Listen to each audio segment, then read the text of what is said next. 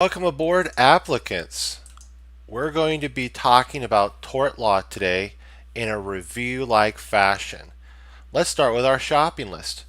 We have intentional torts, negligence, strict liability, products liability, other torts, which we have an acronym for, Swiss Mini, that'll be explained later, and then third-party issues, and we have an acronym for that, VJAM, again, though that'll be explained in our outline.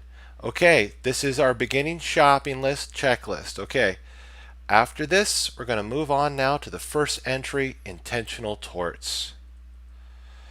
Intentional torts, we have an acronym for that, ABCD fit. And we're going to be looking at assault, battery, conversion, defamation, false imprisonment, intentional infliction of emotional distress, trespass to chattels, and trespass to land. Now, we also don't want to forget, greetings and hello. We also don't want to forget that our template for intentional torts. We first should talk about intent, then we should slide right into our causation, actual and proximate cause to be exact. We should look at the act. The act is what characterizes our intentional torts.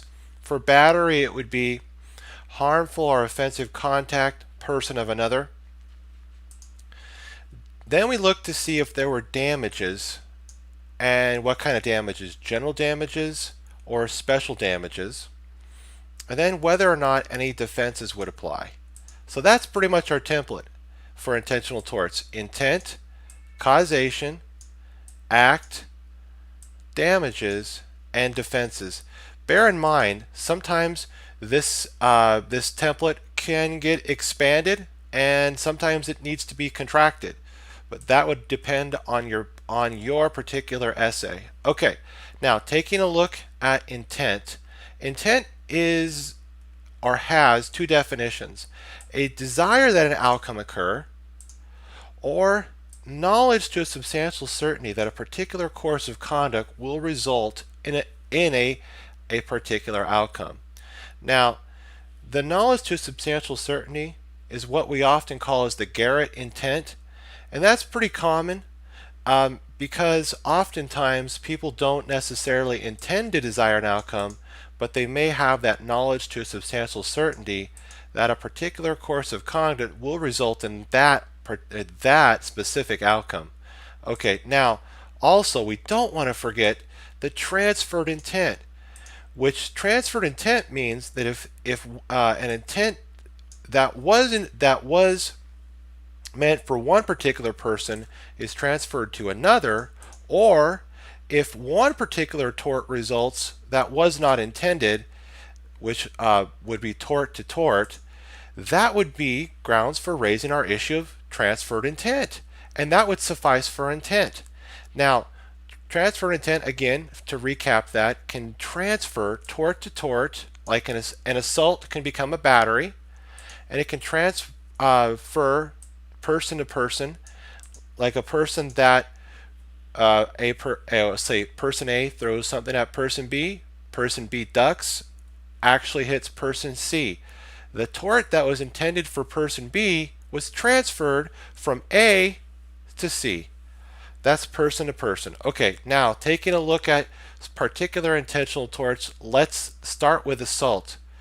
Assault is a volitional act by the defendant that intentionally causes the plaintiff to suffer reasonable apprehension of receiving a harmful or offensive contact without consent or privilege. Now, battery is a volitional act by the defendant that causes, or I should say, a volitional act by the defendant that causes the plaintiff to suffer a harmful or offensive contact with their person without their consent or privilege. False imprisonment is a volitional act by the defendant that intentionally confines the plaintiff's person to a bounded area with no reasonable means of escape. And remember, the sticky issue on this one is awareness. whether or not the plaintiff is aware sometimes will matter and sometimes will not matter. If it doesn't matter, we now look to see, was the plaintiff harmed by the confinement? But if they were aware, then we look to see whether or not there was any reasonable means of escape. Again, without consent or privilege, that's false imprisonment. To recap that, false imprisonment is a volitional act by the defendant that intentionally confines the plaintiff's person to a bounded area without any reasonable means of escape. Now, intentional infliction of emotional distress, we're looking to see now, what is it? It's an extreme or outrageous conduct by the defendant that intentionally or recklessly causes the plaintiff to suffer severe emotional distress. I'll say that again. Intentional infliction of emotional distress, often called as IIED, is defined as this: an extreme or outrageous conduct by the defendant that intentionally or recklessly causes the plaintiff to suffer severe emotional distress. I also want to make note here, intentional infliction of emotional distress is our first intentional tort that cannot transfer. In other words, its intent cannot transfer to another tort. So I'm going to want to make note of that. No transfer. Okay. So I'll put a little asterisk there. Okay. Does not transfer through transferred intent. Trespass to chattels now is a volitional act by the defendant that intentionally interferes with the plaintiff's possessory interest in their chattel. Now, the trespass to chattels is more along the line of the defendant causing an interference with the plaintiff's possessory interest in their chattel. Now, let's take a look now into conversion, which is more of a heightened, if you want to look at it, trespass to chattels, which is almost identical but a little bit different. And it's a volitional act by the defendant that intentionally causes a substantial dominion and control of the plaintiff's chattel, so much so that the court may require a forced sale of the property. Forced sale being at the fair market value at the time of the conversion. Now, trespass to land is an action or a volitional act by the defendant that causes an entry onto the land of another. Now remember, mistake is not going to be a grounds for a defense to trespass to land, because all that's intended here is the act that caused the entry, not the entry itself, but the act that caused the entry. So let's get that definition again. Trespass to land, volitional act by the defendant that causes the entry onto the land of another. So now looking at, now that we've got all of our intentional torts into making special note, conversion is our second intentional tort that does not have the ability for its intent to transfer. There are only two in our intentional torts that cannot have their intent transfer. That would be intentional infliction of emotional distress and conversion. Otherwise, assault, battery, false imprisonment, trespass to chattels, and trespass to land can have its intent transfer through transferred intent.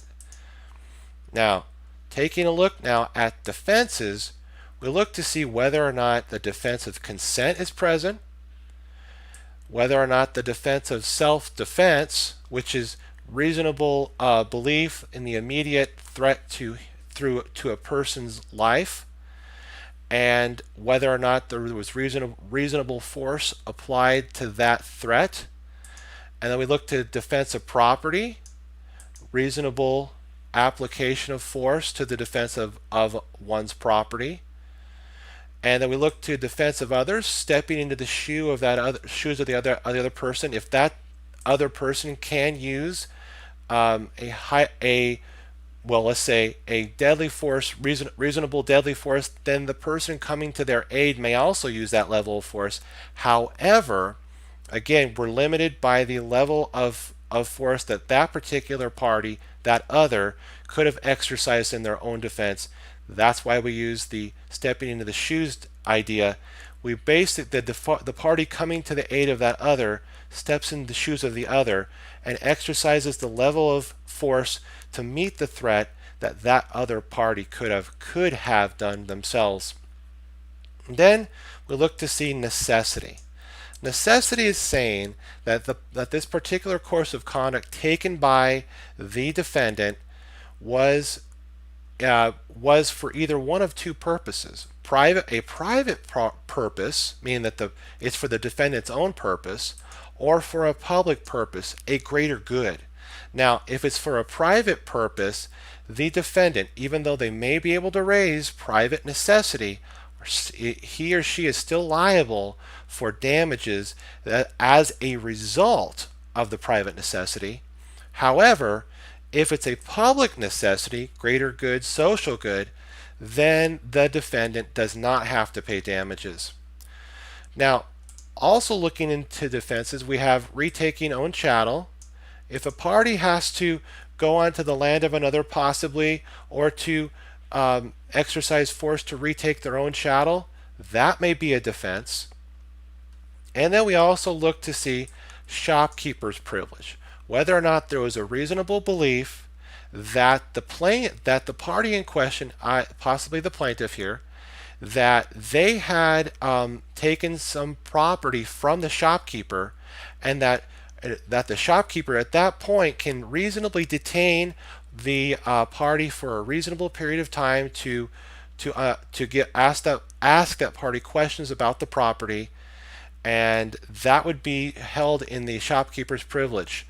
And shopkeepers can exercise this privilege again if there's reasonable belief that the party in question, the plaintiff, has taken property from the shopkeeper. The shopkeeper can reasonably detain the party for a reasonable period of time. So we got reasonable belief, reasonable detainment for a reasonable period of time. That's shopkeeper's privilege. Now, then we look to see for trespass to land. I saved this one. This is the defense for entry to abate a nuisance, or the entry onto the land of another. And this would be a possible defense when trespass to land is our intentional tort. Okay, and otherwise, see that why is this a defense? Because otherwise, entry on the land of another would ordinarily be trespass to land. But the defense of entry to abate a nuisance or entry onto the land of another to abate a nuisance could be a viable defense to that otherwise trespass to land tort. Okay, excellent. Now we're moving forward through our shopping list and going down to defamation, also part of our intentional torts. Now, defamation is so big we have to give it its own time and discussion here, okay? Now, defamation, the elements required for defamation are a false defamatory statement that is of or concerning the plaintiff. We look to see whether or not the communication was a libel type communication or a slander type communication, whether or not that communication was published or communicated, and whether or not that communication caused reputational harm. Now, looking to see false or defamatory statement, we measure this against what we call as opinions. Opinions are something that would not possibly be factually backed up, because an opinion is something that's personally held. But remember, if it's factually proven or could be factually proven, then it may not be opinion, it might be actionable false defamatory statement. And that's why we want to make sure to look at these particular look at false defamatory statement in the light of an opinion, so that we can rule that particular possibility out on our paper. Then we want to make sure that the communication in question is of or concerning the plaintiff. What does that mean? Has the plaintiff been identified in the communication? In other words, when the defendant made the communication, they were specifically talking about the plaintiff. And so that's why we look into the doctrine of colloquium. And that's where it's more of a specificity that there's that when the defendant made the communication, they were undoubtedly talking about the plaintiff in question. Now, then we look to see what kind of communication are we dealing with here. Libel, which is a written form of communication, or slander, which is more of an oral or verbal communication. Libel is considered more harsh, slander not so harsh. And libel, general damages and special damages are already presumed, whereas slander, general damages are presumed, but special damages have to be proven. And there's one way that slander can prove special damages, and that would be slander per se, which we will get to. Now we look to see whether or not there's been publication or communication. How will we know that? There's a third party. So it's not just the plaintiff and the defendant, it's somebody who overhears that conversation in some way. Now, it has to be somebody who can understand the communication, though. Like if somebody's speaking in a foreign language that is not easily understood, then that may not be, even though it might have been overheard, it might not have been published or communicated to the definition that defamation gives it. Now, the other thing about it is whether or not we're dealing with repeaters. What am I talking about here? I'm talking about like a newspaper who has a news reporter that gets a story, who then takes that story and maybe another newspaper who reads the original newspaper, makes a republication of that original story. Is the republisher or repeater as liable as the original publisher for defamation? And Judge Prosser actually says yes, and sometimes even greater liability will lie to the repeater or the republisher. And that's why we should always be on the lookout for publication and communication when we're dealing with the issue of repeaters. Now, also we want to make sure that in fact there has been harm to the reputation. That would be like a loss of a job, or the lowering of esteem in a community, or some kind of pecuniary harm that was a result of the reputational harm. Now, I told you I'd get to the slander per se, and I have. Here we are. Slander per se. This is how we prove the special damages for slander up in here. Four ways slander per se is proven. That the communication dealt with the business or professional fitness of the party, the plaintiff, whether or not the defendant was talking about a loathsome disease and if the communication involved a loathsome disease, there would be slander per se, and whether or not the communication involved a chastity issue, and whether or not the communication from the defendant to the plaintiff involved accusing the other party of criminality, which would essentially be moral turpitude. So it's actions taken by that party that the defendant is accusing that party of, that would not only be criminal, but it would be so criminal that it would fall in the category of moral turpitude. And so that's why we're looking for these particular issues here under slander per se, is that slander per se fits nicely into these four: business professional fitness, whether or not the communication concerns a loathsome disease, whether or not the communication concerns chastity, and whether or not that communication concerns criminality or past criminality involving some kind of moral turpitude, malicious conduct. Now, we're also wanting to make sure that we take into consideration defenses. In defenses, there's two main defenses. We're going to be talking about privileges, but there's two main defenses in defamation. The first one being truth. Truth is a full and complete defense. If a party is indeed telling the truth, that is a defense, and they can stand on that because it is a complete defense. Then the other defense might be is consent. If the plaintiff actually gave the defendant consent to use the information concerning the plaintiff, that would be a defense that the plaintiff could raise. That indeed they had the plaintiff's consent. Why is the plaintiff, having a problem? When the plaintiff gave the consent to the defendant, that would be what the defendant would be arguing in the defense of consent. And we're also looking too, if they have been given consent, maybe there might be an argument to a counter argument from the plaintiff that that the defendant might have exceeded that scope of consent. Something to keep in mind. Now down to privileges. Constitutional privileges are biggie. When we're looking at constitutional privileges, we're looking at two cases in particular. The first case being New York Times v. Sullivan, and this would involve whether or not the party who was defamed was a public official or a public figure. Okay. Now, a public official would be like a mayor, governor, commissioner of some kind, and the public figure, on the other hand, would be more like a celebrity, a famous person of sorts. Okay, and so these two individuals, classes of people, would have to prove something called actual malice in order to prevail in the to overcome the constitutional privilege, which is why we say constitutional is we have the First Amendment right of speech, and that's what's being observed here with actual malice.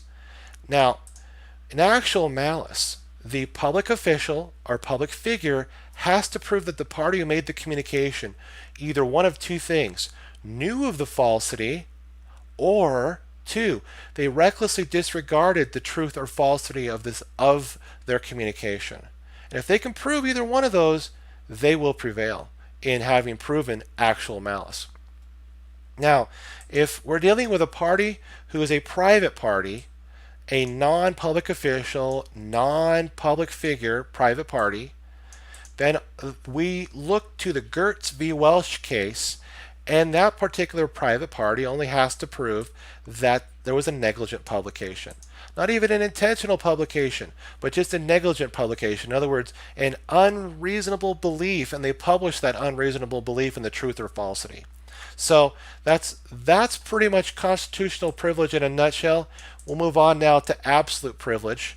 In absolute privilege, this would be the communication that would be on the floor of the legislature or in a judicial proceeding of some kind. These would have an absolute coverage of privilege, that the communication that's shared in that forum is protected through absolute privilege. Okay, now down to qualified privilege. This would be along the lines of like an employer to a future employer, and we look to see the important sub-issue, you might say, of scope of privilege, and we look to see whether or not the qualified privilege, which would in the public interest, that party who made the communication concerning the potential, like the employer one to employer two concerning employee, whether or not employer one made the communication to employer two concerning employee within the aspect of a social interest, the interest of the employer number two, and whether or not the employer number one kept within the scope of that privilege. In other words, they didn't exceed it in sharing information excuse me, that wouldn't be relevant to the future employment of employee via employer number two.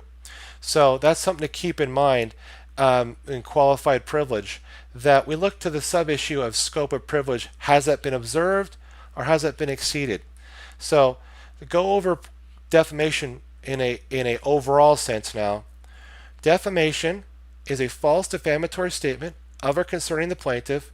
We look into the libel versus slander type communication, whether or not it's libel versus slander, I should say, whether or not that communication was published or communicated, and whether or not that communication caused reputational harm to the plaintiff. Now we looked also to see if slander per se would supply slander up here with a special damage, and allow, I should say, slander to prove up special damages. Otherwise, it's just general damages are presumed. And then we look to see whether or not the defenses of truth or consent are applicable.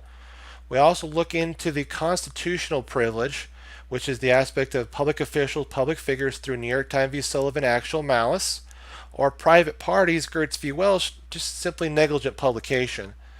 And then we look to see at whether or not that particular communication was absolutely privileged, or whether or not it was qualified, in other words, a qualified privilege, and whether or not the scope of the privilege of that qualified privilege was observed or exceeded. Okay, now down to negligence. This would be the big boy. Now, in negligence, we look to see whether or not, now this is our definition for negligence. Negligence is when the conduct of the defendant falls below a standard of care, such breach of duty is the actual and proximate cause of plaintiff's injuries. The elements of negligence include duty, breach of duty, actual cause, proximate cause, damages, defenses. Now, under duty, we look to see to whom is the duty owed. We look into the landmark case of Palsgraf. Under Palsgraf, Cardozo posits that a defendant owes a duty to all foreseeable plaintiffs within the zone of danger created by the defendant's conduct. Now, alternatively in Palsgraf, Andrews, in a minority position, argued that the defendant owed a duty to the world at large, and that would be to whom the duty is owed. We would look into the Cardozo application and the Andrews application and see whether or not our case fell into our Cardozo position or the Andrews position. Now, under general duty, we're looking to see the reasonable, prudent person in the same or similar circumstances. And this would be the same or similar circumstances would be disability, age, like for instance a child with age, intelligence, experience, with the exception if the child is engaged in inherently dangerous adult activity, that child would be held to an adult standard reasonable, prudent person. And then we now look into the special duty. Special duty, three particular sub-issues come into mind, and it would be landowner, land occupier, and omission to act issues, and violation of a safety statute, or what we call as negligence per se. Taking the first one here, landowner, land occupier, we're looking to see what is it the classification being of our party in question, the plaintiff. What did the defendant owe the plaintiff? There's three particular standards of care. They are parties that the plaintiff falls into, or classifications that the plaintiff falls into. And this would be either trespassors, which are owed no duty under landowner, land occupier. Now remember, known trespassers or child trespassers are owed this second type of classification I'm going to talk about, which is called licensees. So licensees, known trespassers, and child trespassers are owed a reasonable duty to warn or make safe of known or obvious dangers on the land. Now, these would be more for social purpose like a party or a social gathering of sorts. And then we're looking to see, has that party fallen into the invitee category? The invitee category would be more for a business purpose. And if it's for a business purpose, the party, the defendant, would owe the plaintiff a reasonable duty to warn or make safe of known or obvious dangers, and to undergo a reasonable inspection to find out if there are any dangers on the property. So you can see that in landowner, land occupier, there's a lot of sub-issues to be considered, but we need to make sure that we have properly identified our plaintiff as either a trespassor, a licensee, or an invitee for landowner, land occupier. And then we look to see, under omission, was there a duty through a special relationship, like husband, wife, employer, employee? Was that special relationship through contract? Now the other thing would be, was there did the party in question, the defendant, actually cause the injury themselves? In other words, were they the result of the injury? Now, I should say not the result. Excuse me. Were they the party who caused the injury? Were they the one who let's see, the peril? Were they the one who created the peril? That's what I wanted to say. And then also we're looking to see, were they a party who worsened the peril? Okay, so we got, first of all, was there a special relationship through contract or family connection? Were they the party who created the peril in the first place, or were they the party who worsened the peril? And then the final one is, did they begin to administer medical care, and did they continue in the administration of that medical care in a reasonable fashion until help a medical professional came and then took over where that party left off.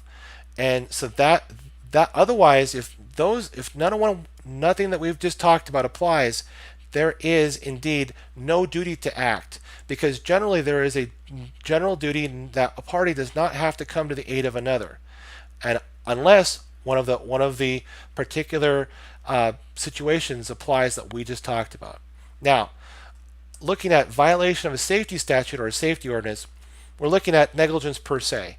And inside of negligence per se, we're asking ourselves these particular questions. Number one, in terms of the violation of safety statute or safety ordinance, was the plaintiff within the class of parties protected by the statute? Was the type of harm that the plaintiff experienced the type of harm prevented against by the statute?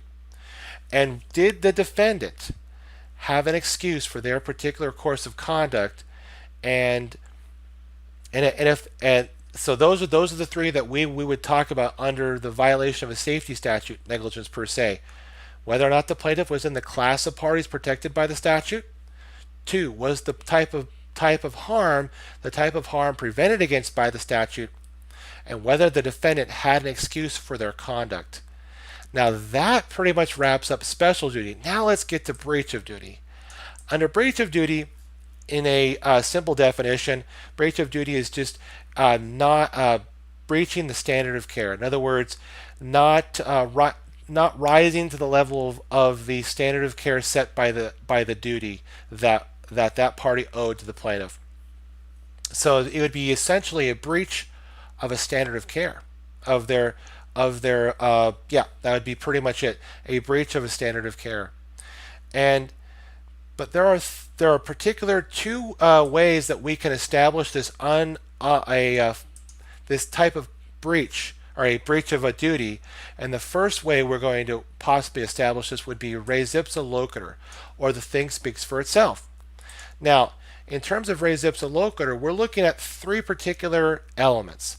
And the first element we ask ourselves here is, would the event have happened absent a presumption of negligence? In other words, in res ipsa loquitur situations, we don't know what the cause of the particular negligence was. So we have to presume, in other words, even in the we ask ourselves, we presume that negligence occurred. Why? Well, that's okay. I should say this. We should restate this. I'll restate this. Res ipsa loquitur, the first element, requires that absent a presumption. So absent a presumption, the event would not have occurred. Absent a presumption of what? Negligence. So absent a presumption of negligence, the event would not have occurred under res ipsa loquitur.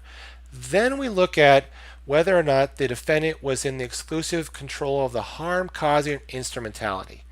In other words, was the defendant and no one else in charge of the particular instrument that caused the harm to the plaintiff in question? And if that's the case, we've satisfied element number 2. Then we look to see, did the plaintiff contribute to their own harm in any way? In other words, did the plaintiff undergo any particular unreasonable conduct that they shouldn't have otherwise undergone?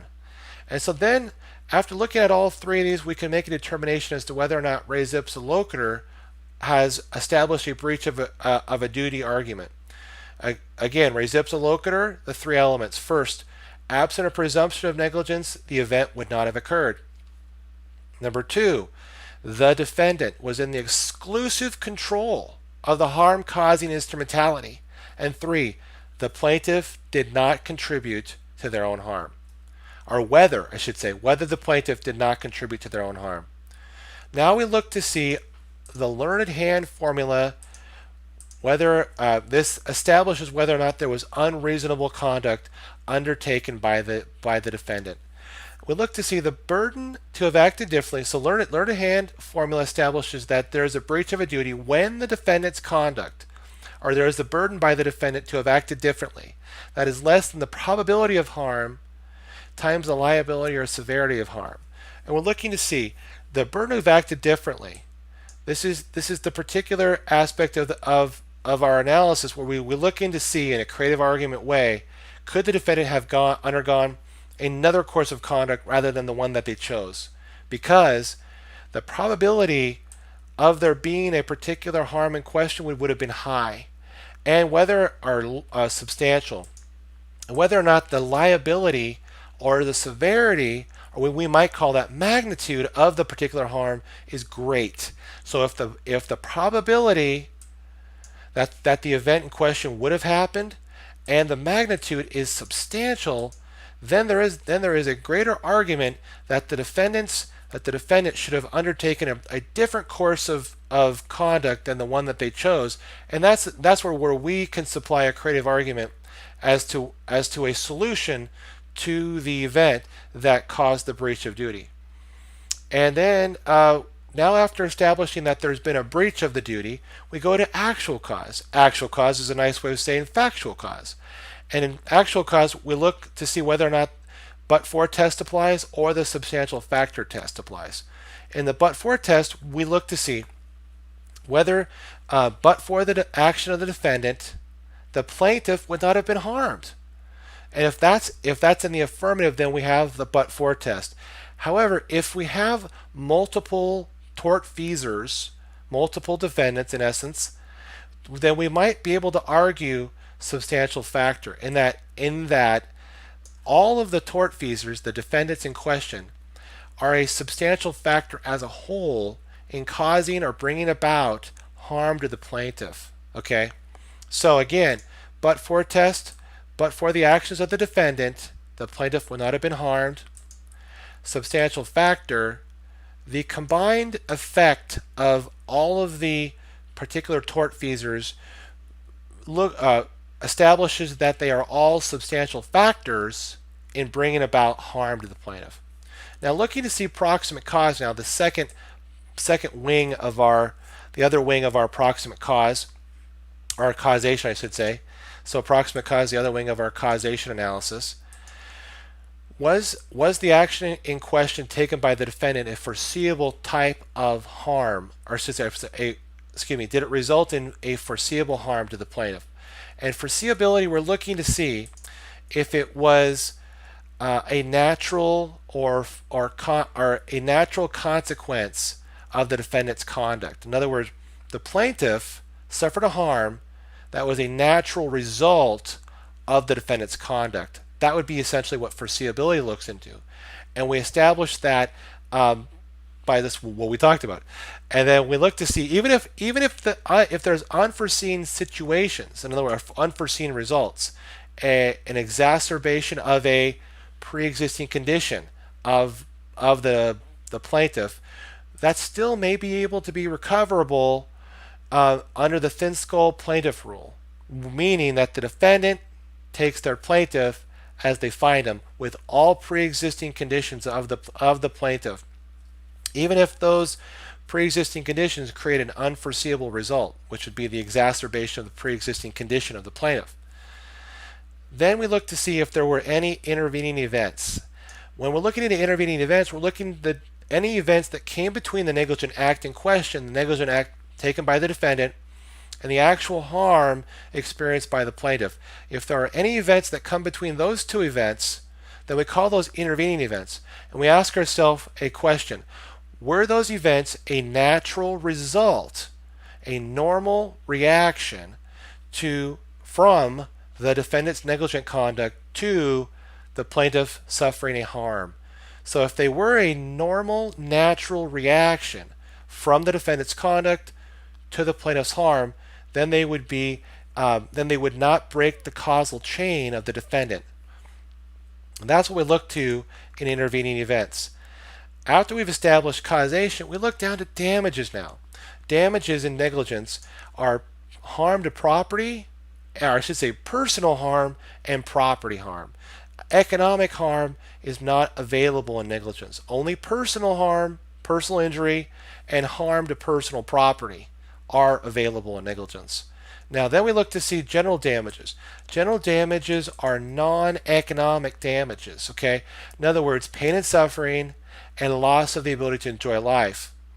Special damages, on the other hand, are indeed economic damages, and that would be things like lost wages, lost future earnings, out-of-pocket expenses, medical expenses, replacement expenses, anything that naturally flows in an economic way as a damage because of the negligent conduct taken by the defendant would fall in the category of special damages. Now we look to see, does the defendant have any particular defense? And we look into these four in question here. First of all, the contributory negligence. The defendant here is saying that the plaintiff did not conform their conduct. In other words, the plaintiff did not act consistent with their standard of care. In other words, they breached their standard of care by contributing in some way in their conduct, the conduct that the plaintiff chose to undergo, and they contributed to their own harm. And the defendant saying, why should I be liable for that harm when it was the plaintiff who contributed to their own harm? So, by the conduct the plaintiff chose. Now, you might ask yourself, well, what about the last clear chance doctrine? Exactly. That is a plaintiff argument in rebuttal, you might say, or in a counter-argument way to the defendant's contributory negligence defense.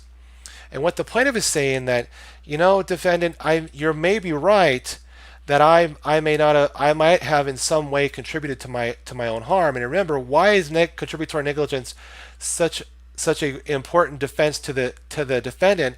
It's because it's a complete bar under the common law. Then we can look to see down under last clear chance. The plaintiff would argue, yes, defendant, I may have contributed to my own harm, but you had the last clear chance to avoid the injury and did not take the course of conduct that would have avoided any particular kind of damage. Just a minute. Thank you. Okay. Yes, I wanted to tell you I will be breaking after defenses, and we'll do a part 2. Okay. Continuing now, though, just a quick recap. The defense of contributory negligence is from the defendant to the plaintiff, saying, plaintiff, you did not you breached your standard of care. You contributed to your own harm, and under the common law, that is a complete bar to recovery. But the plaintiff is saying in a counter-argument way under last clear chance, I may have contributed to my own harm, but defendant, you had the last clear chance to avoid the harm in the first place, and you did not take the course of conduct that would have absolved any particular chance of harm. And so that's why the contributory negligence and last clear chance often go hand in hand with each other.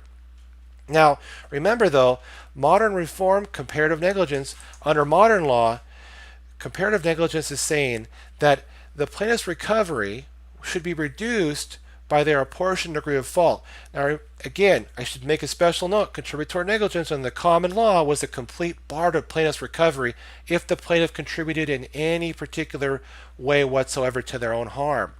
Now, under comparative negligence is saying that no, the plaintiff's recovery would be reduced by that amount, and we look to see what jurisdiction the plaintiff is in. Are we in a pure comparative or a partial or modified comparative?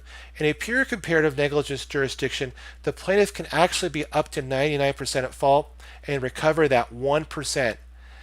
However, under partial comparative negligence jurisdiction, the defendant would argue that the plaintiff is 50% or greater at fault for their own harm, and therefore, sorry, just a minute. Let me see if, excuse me. Okay, thank you. Thank you for your patience. Okay, and under partial comparative negligence, where the defendant is saying that the plaintiff was at least 50% or greater at fault for their own harm, and therefore they should not be able to recover any particular recovery.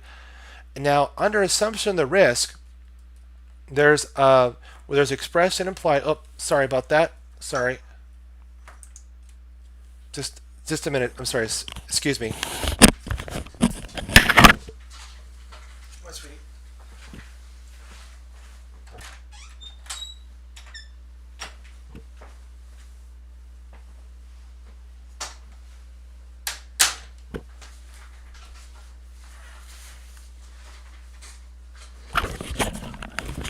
Thank you for your patience.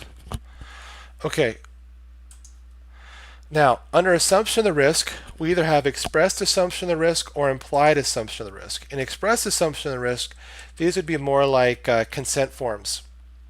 Implied assumption of the risk goes along these lines, that in the party in question, what the defendant is saying, that the plaintiff could reasonably appreciate the danger that they were facing, and the plaintiff underwent such danger regardless of the outcome. In other words, that they assumed the risk. They voluntarily assumed the risk. So let me restate that, the implied assumption of the risk. The defendant is saying that the plaintiff had the ability to reasonably appreciate the risk that they were undergoing, or that their conduct represented, and that they voluntarily assumed such risk regardless of the result to themselves. And so that's called assumption of the risk, and it is definitely a viable defense that the plaintiff can raise against the plaintiff. Now, I think I'll break right here, and this will be part 1 for torts. I thank you so much for joining us in the podcast, and I want to put a shout out to Chess Cruncher TV. Keep going, Chess Cruncher. You're incredible. And I also want to put a shout out to my Amazon Kindle book, Battling the Big Bad Baby Bar, Essay Basics. Okay, thank you so much again for tuning in. Best of luck on the bar exam, and my prayer goes out to you.